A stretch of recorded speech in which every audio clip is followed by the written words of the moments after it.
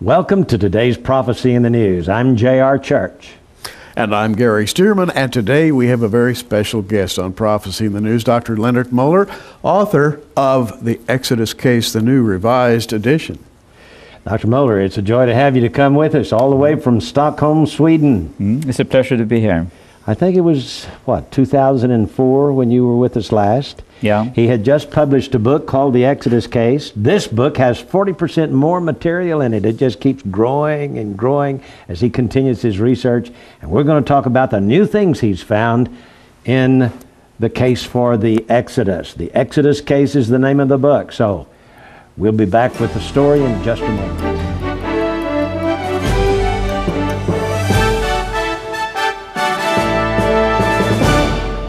The Exodus Case. What a book. It tells the story about the exodus of the Jews out of Egyptian bondage. It tells about their trek across the desert, and then how they crossed what some have called the Red Sea. The Bible in the ancient text calls it Yam Suf. And Dr. Moeller, who is with the Karolinska Institute in Stockholm, Sweden, became interested in the Exodus and the crossing site. He actually went over there with some underwater cameras and took some shots at the crossing site, beginning with the Nueba Peninsula, and found what appears to be chariot wheels and remains of chariots and horses and humans. It's really a fascinating story, and he's here today to tell us about it. Gary, first question. Indeed. And Dr. Moeller, may I call you Leonard? Sure. Call me Gary. Yeah. And let's talk about some fascinating things. Now, you're quite a detective. You're a medical researcher at the Karolinska Institute. I think you have the mind of a detective because you've gone into an area that people had forgotten about for thousands of years, and you have looked at little clues, place names, geographical elements, and tracked the Israelites across that sea down there and made a very convincing case for the location of Mount Horeb. But in the revised edition of your book, The Exodus Case, by the way, excellent book. In the revised edition, you've gone a step further and you've done some geographical and etymological research work in which you found place names on old maps in that area. Yes. Tell us about that. It is very interesting, and the thing is, first, I love these ancient maps. They're so beautiful, the colors and everything. So for me, it's artwork. But then the next step is that they actually contain a lot of information that we have lost. They had this information 200, 300, 400, 500 years back in time. And that is what I'm really looking for. So my family, now and then we go to London. My now rather, relatively speaking, old daughters, they are more than 20 years old. And then with my wife, they go to Oxford Street. I go to other locations. And I spend the whole day looking at ancient maps and really look for the real one and the originals. The thing is that we have changed a lot of names over time. We have changed name in the modern history and in the ancient history.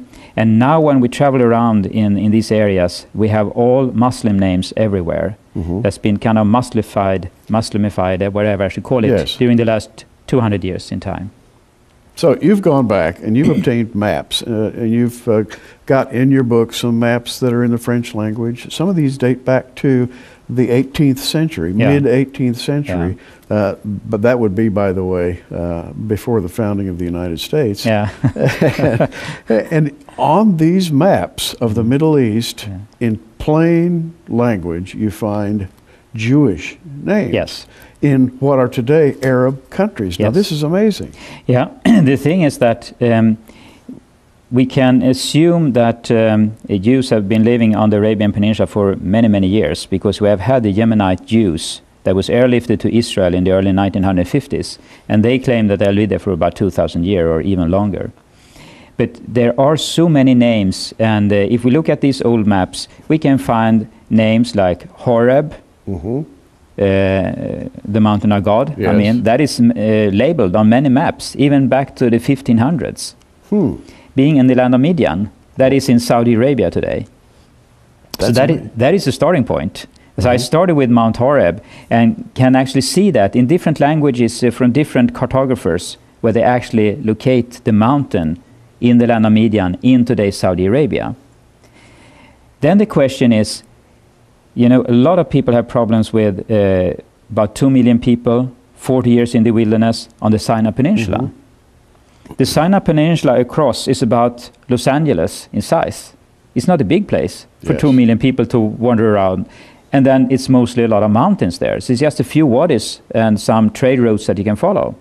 So when people are on the Sinai Peninsula, they say there's not a trace of Hebrews here, they couldn't have been here, it's not possible, etc. They're right. Mm-hmm. They were never there. They just passed by. This is amazing. Now, J.R., everybody talks about the wilderness wanderings, and before we came on today, we were talking with Dr. Moeller about the wanderings in terms of place names. I'm looking at Numbers 33, and you've got a whole list of place names for the wilderness wanderings. One called Rithmah, and one called Rimon Perez, and one called Libnah and Risa. Oh, these names just go on and on and on, and nobody knows where they are. So taking that as a starting point, you actually tried to discover where those places are. Yeah, and I look at it from a very simple perspective. I call it the scientific perspective. And if God told Moses to make a list of the campsites, then I just believe that you can use it as a travelogue and be at the locations and actually holding it in your hands and see, does this fit there, and etc., etc. That's for me to do an experiment, to be at the locations. Wow. You know, sometimes, I mean, it's a cold case, if we should call it so. But you can do certain things. You can go back to the crime scene afterwards, even long after that has happened, and you can find something that you missed the first time, even if there is a long time period. So we know roughly these approximately 45 campsites. The first 15 we know of, they are from Egypt to Mount Horeb or Mount Sinai. We can discuss exact details about it, but roughly we know where that is. And the last 15 we also know roughly. That was east of the Red Sea, it was east of the Dead Sea and today's Jordan and in to Jericho. We know roughly where that was. Then in the midst, we have about 15 campsites. No one knows anything. No comments in the literature. No one is writing books about it. Nothing in dictionaries. Nothing, nothing, nothing. And that makes me interested. Well, J.R., I think we've kind of opened up here an interesting subject, and before this program is out today, and you've got to stay with us, this gets to be very interesting indeed. It certainly does. And by the way, I wanted to mention to you that you can get these books from us. The Exodus Case, and also the video, The Exodus Revealed. I would like to encourage you to do that. This book is $39.95 plus shipping and handling, and the video is $24.95 plus shipping and handling. This is the book. It's over 448 pages, filled with incredible photographs. As you can see, it's enamel-coated paper and color pictures all the way through. It is full color. And I just wanted you to see some of these pictures here. And then, of course, the video is in full color that shows this gentleman taking the camera down underneath the Red Sea, as we would call it, and looking at the chariot wheels and the various things. This is absolutely mind-boggling. And this one now is $39.95. This one $24.95. You can get them both from us. Just call the phone number at the bottom of your screen and order them today, will you? Let us send them out to you. And you can be thoroughly amazed at what this gentleman has discovered. Let's talk about Mount Horeb for just a few moments, around the mountain itself, because that's where Moses got the law. That's where Moses visited with God. What is the mountain like today? That's a very interesting question, because normally we have the traditional Mount Sinai on the Sinai Peninsula as a kind of an image, a mental image, and we relate to that. But when we are in the land of Midian, where we're supposed to find the mountain, it is a very different mountain. It's in an extremely dry area. It rains once every third year or fourth year. It's very, very dry. But this mountain is different. And when we climbed the mountain, it rained on us 2 times that day. Really heavy rain. I mean, it was not just a few drops, really rain. And the whole mountain is based on an ecosystem with water. So we have trees like fig trees, we have almond trees, and that's what you normally have in a garden. You can't have these trees in a desert. That's absolutely impossible. You have ponds all the way up on the mountain, and in these ponds we can find dragonflies that have their whole life cycle in water and just have a few days of their lifespan in air. And we find frogs, same there, the whole life cycle in water. We find a lot of vegetation of different kinds that need permanent access to water, plus that we see the water everywhere. So it's a remarkable mountain only based on that. It is a remarkable mountain. Now, I want you to understand that this gentleman is a scientist. He works at the Karolinska Institute in Stockholm, Sweden, with many other scientists, works a lot in DNA. Tell us a little bit about your background. The reason I want you to know this is that he has presented a case here that is scientifically documented like no other case you have ever seen. So tell us a little bit about your background, will you? I'm doing research on the DNA level, and we look at DNA, and we look at damage to DNA, we look at how diseases can affect DNA, or how changes in DNA can cause diseases, and how this is linked, and how lifestyle can affect DNA, and how we can modify aging of DNA. We look at things in the environment like nanoparticles, how they can affect DNA, and we look at drug development, so diseases involved in this, if we can have such drugs developed. And actually we had one that went very well rather recently, where we actually can play around with this and adjust it back to the normal situation. So that's what I'm doing. And when I work with DNA, that is a language that is an enormous in volume, all the letters there. And I try to read and understand that. And it's not a big difference really to try to understand the text of the Old Testament. And I use the same approach. In science, we have DNA. We try to read it and understand it. We try to read the misreadings and whatever it is. And we do it systematically, and we do experiments. The same thing I'm doing with the ancient biblical text. If it is an explanation of a route they just traveled for 40 years, and they name campsites and everything there, and they have a text about this. I analyze the text.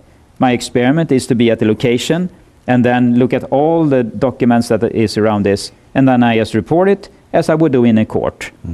When we call that forensic medicine, or here we maybe call it forensic archaeology, I don't know. So you can see he's very analytical. Now, getting back to Mount Sinai for a few moments in Saudi Arabia, it's cordoned off. There's a fence around it. They don't let people in. How were you able to get in? Tell us a little bit about your journey. Yeah, it's a very special type of journey. I lived with the Bedouin in the desert, and really lived with them under all circumstances you live in a tent, and they bring the goat and cut the throat of the goat and start to prepare the food and everything. So we really lived with them. No hotels in the normal sense at all. Yeah, it's a special thing. We got permit to be in the area, and we were actually allowed into all these sensitive areas where you're not allowed to be. Got inside the fence, huh? Yeah, but we didn't do anything for it. They opened up for us, and we came by invitation. That's great. And then we found, it's so interesting, because the Bible have a long list of things you should find at Mount Sinai. So then you just have this list, and then you come to this location, and you find that, and that, and that, and that, and that, and even more than it's written about in the Bible. Wow.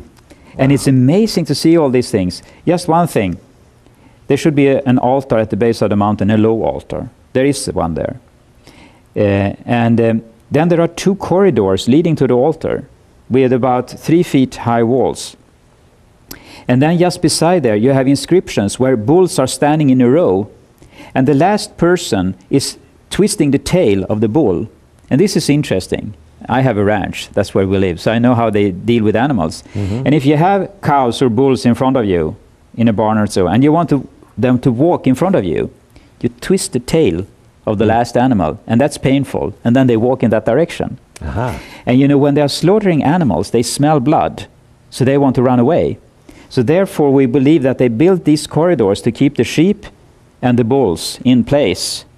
And they have to force them towards the sacrifice altar. And thereby this inscription just beside, with bulls in a row and the last person twisting the tail, forcing the bulls towards this place of sacrifice.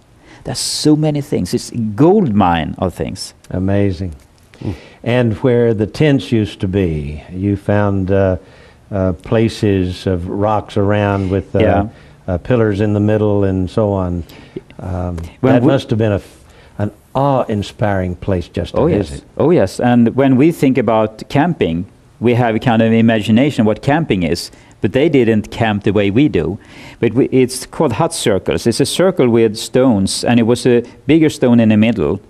And then they put their fabrics kind of hanging on this big stone in the middle. And then they had two big stones as a door. But we also found in the middle of the campsite, most likely the golden calf altar. It's a kind of foundation and big pieces of rock. And there you have the bull worship inscribed on the rocks from Egypt.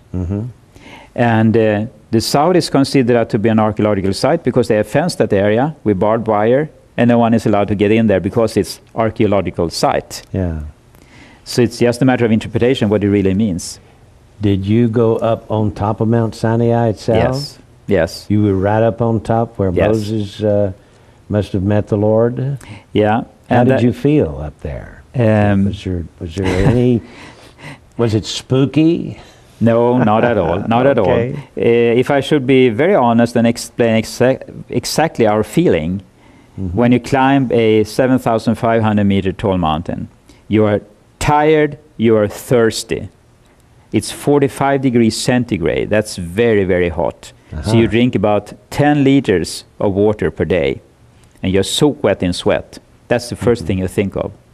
It's not a spiritual thing at all. Not very spiritual. And it's a rather tough climb. But when we come up on the ridge, there is the only place in the land of Midian where you can find marble. It's white marble, and they have some quarries there. Or actually, it's one quarry. And there they have produced three things. We find foundation stones and pillar segments. And it's exactly the same thing as we find in front of the altar at the base of the mountain. Moses was instructed to erect 12 pillars in front of the altar that should represent the tribes, because he was going to sprinkle the sacrifice blood on the people. And it's hard to do that on 2 million people. But if you have 12 pillars representing the tribes, in a spiritual way, you could, so to speak, sprinkle the blood on the pillars. So we find foundation stones of marble in front of the altar. We find pillar fragments, parts of pillars about this wide, about 400 pounds each, that was just put on top of one another. And exactly the same thing we find up on the ridge where they quarried the marble. Cracked pillar parts that is left there, foundation stones that didn't fulfill the criteria. And then the third thing that's very interesting for me, we found kind of tablets of stone about this dimension, about that thick. And that is the only material where you can make inscriptions, because the granite in the area is called junk granite. It's very, it falls apart like sand. It's a very soft material. So the only material you can use is marble, and marble is not to be found in the land of Midian, basically, except here. Wow. So, you find so many things. Found the marble, and you found what appeared to be slabs of stone. Yeah. That didn't fulfill the criteria, so they were just left as leftovers, so to speak, or remains in the quarry. Some leftovers. How about that? And JR, it's a water-based ecosystem in the middle of a desert. That has to be a miracle. How can this happen? There's water there, and we know because there was enough water that flowed out to satisfy the thirst of over 1 million people. Yeah, and we don't have to speculate about this at the mountain, because when we look down, being up on the mountain, we just see a kind of dried riverbed. And if we measure it there, it's somewhere between 10 to 30 feet deep waters, if you would fill the dried riverbed with water. So we know that it was a stream of water, or a waterfall down the mountain. Wow, like rapids. Yeah, I mean, it's called streams in the Bible. I mean, it's not just a small creek, it's really flooding water out of the mountain. And that flooding water has not flowed for maybe 3,500 years. Well, it still is there. It's there? Yeah, I mean, we find on this, it's like a staircase up the mountain, and on each step you find ponds of crisp, clear water with frogs and dragonflies and plants, and in between we see the almond trees and the fig trees, and it's called the Almond Mountain in Arabic, Jabal al-Luz or Jabal al-Laus. Wow. That's And amazing. that takes me right, JR, to Aaron's rod that budded, you know, Yeah. the Yes. almond rod. And not only the rod. Yeah. His rod was made out of almond Yeah. tree. The menorah, according to the instructions, should look like an almond tree, and not the candles, but the oil lamps should look like almond flowers. So you have a lot of almond connections. Yes. And the mountain is called today the Mountain of Almonds Yeah, in English. in English. But in Arabic, it's Jabal al-Laus or Jabal al-Luz, Amazing. which means the almond mountain. JR, before I pass it back to you, I just have to say, I'm sitting here with this book open in my lap. This book is worth the price just for the ancient maps. I'm looking at one right now, and he takes us on a detective trip through these ancient maps with place names that you will absolutely be amazed to discover. It's a trip. Yeah. Such as Reuben. Yeah, the name Reuben, found in a place like Saudi Arabia. Yeah. And Judah. Yeah, there are so many names that we can look at if we go to the ancient maps. So today we have a city that's called Jeddah. But if we look at earlier spellings and how you can pronounce it, you could very well just call that Judah. Yeah. And Yemen. Yeah, the same thing with Yemen. And there is a family of the Hebrews that had the name Yemna that is very similar to Yemen. And we have the Yemenite Jews that lived in that area. But it's the bottom line is that we find so many Hebrew names. We even find the name Israel at one location. And you mentioned this, the desert of Saudi Arabia, which is a huge desert, is called in Arabic Ar-Rub al-Khali. Ar means desert. Rub I interpret as Reuben, the eldest of the 12 brothers of Jacob, the sons of Jacob. And Al means from or of, and Kali, that is what we mean when we say the Chaldees, or the Chaldees or so, the culture that came from Mesopotamia, close to today's Turkey. We would call it Chaldean. Yeah, depending on the language we're using. But that's amazing because you have that place name in what today is Saudi Arabia. Yes. So if we just interpret that name, it would just be the desert of Reuben from the Chaldean country or something like that, or from Mesopotamia, if you like. And suddenly the wilderness march takes on a whole new picture. Totally. Yeah. I understand the Arabs have said that the children of Israel came to Mecca in their journeys. Yes, it is said in the Arabic literature that when Moses was with his people, and that is only during the Exodus, he was with his people. Yes. He is passing Mecca on his way to the Promised Land. And that means that they must have been on the southern part of the Arabian Peninsula, coming up to Mecca on the way to the Promised Land. So even in the Arabic literature, we can find traces of the Exodus that is extra biblical, but they actually talk about the biblical events. In fact, among the list of those place names in the Bible there, what reference do you have there? In Numbers chapter 33, starting in about verse 18. Okay. All of those names that are listed there, you have found 5 or 6 of them right in the heart of the desert of Saudi Arabia. Yes, not in the heart of the desert, because you're right in that there is a number of names in the unknown midsection of campsites that we don't know anything about, that we find very, very similar name on the Arabian Peninsula. But they are not in the desert, they are along the coastline. I see, so okay. It seems like they walked down on the coastline and then up in what is Yemen. So they went on the western side of Arabia and then up, and then likely then went back that way. And of course Mecca and Medina are there on the western shore, or near the western shore Yeah. with the Red Sea there in Saudi Arabia. It's amazing. Yeah, and Mecca just means trade post, and that is a rather old place, but it was likely just a village or something like that during Yeah. the time of the Exodus. How about that? Ah, this is amazing. I want you to get this book. This is the latest edition, The New Discoveries of the Historical Exodus by Dr. Leonard Moeller, the Exodus case. His case, he makes the case here for the Exodus and for the mountain. There are pictures, oh my, pictures galore of the Exodus, of the crossing site, underwater pictures. Then there are pictures of Mount Sinai and all of the various things we've talked about around it. This is a great book, 448 pages. And all of it is full color, clay-coated or enamel-coated paper, very heavy book. It's $39.95 plus shipping and handling, worth every penny of it. And I would encourage you to get the Exodus Revealed, Dr. Moeller's trip underwater at the bottom of Yam Suf, what we call today the Red Sea, or what the Bible modern translations call the Red Sea. Actually, today it's called the Gulf of Aqaba.